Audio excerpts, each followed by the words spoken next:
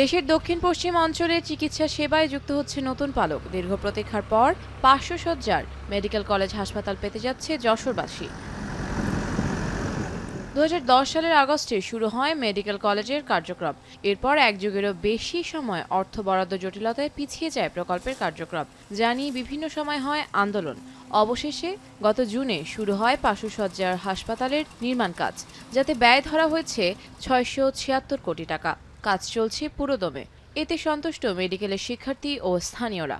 হসপিটালটা হলে আমাদের প্রত্যেকের জন্য, প্রত্যেকটা মেডিকেল স্টুডেন্টের জন্যই খুব সুবিধা হবে। আশাবাদী যে আমি ইন্টার্নশিপে যেতে যেতে ইনশাল্লাহ আমাদের হাসপাতালের কাজ অনেকটুকু আগায় যাবে, আমরা যাতে ওইটাতেই ইন্টার্ন করতে পারি। মেডিকেল কলেজ হাসপাতালের কাজ সম্পূর্ণ হলে আমাদের এই জনপদের বড় একটি অংশ সুবিধা পাবে। দ্রুত সময়ের ভিতরে এই হাসপাতালের কাজ শেষ যেন করা হয়, যে সময় নির্দিষ্ট সময় তার ভিতরেই কাজ শেষ করা হয় এবং কাজের মান যেন যথাযথ থাকে।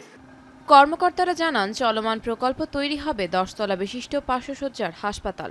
এছাড়া শিক্ষার্থী ও ইন্টার্ন চিকিৎসকদের জন্য ৪টি হোস্টেল, একটি নার্সিং কলেজ ভবন ও হোস্টেল, স্টাফ নার্স ডরমেটরি ভবন, ২১ ফ্ল্যাটের চিকিৎসক কোয়ার্টার, ২৪ ফ্ল্যাটের কর্মচারী কোয়ার্টার ও ৫০০ আসনের একটি অডিটোরিয়াম ছাড়াও থাকবে মসজিদ ও বৈদ্যুতিক সাবস্টেশন। এই মেডিকেল কলেজ হাসপাতালটি দ্রুত নির্মাণ হলে পরে আমার শিক্ষক শিক্ষিকা মণ্ডলী এবং ছাত্রছাত্রীদেরকে ৬ মাইল দূরত্বে গিয়ে ক্লিনিক্যাল ক্লাসসমূহ করতে হবে না। এতে করে শিক্ষার মান বাড়বে, আমাদের একাডেমিক কার্যক্রম পরিচালনার জন্য সময় অনেক বাঁচবে।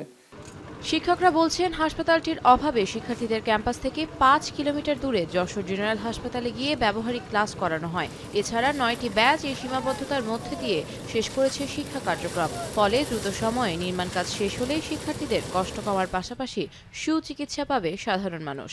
ছাত্রদের ক্লাস থেকে শুরু করে ক্লিনিক্যাল ক্লাস, এমনকি তারা রোগীদের সেবা দিতে পারবে। চিকিৎসা বিজ্ঞানের যে জ্ঞান, সেটা তাদের আরও সহায়তা হবে। সর্বোপরি আমি মনে করি যশোর তথা এই অঞ্চলের মানুষজন আরও একটি উন্নত সেবার দ্বারগোড়ায় পৌঁছাবে।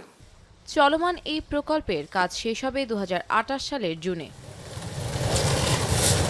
এখন যশোর।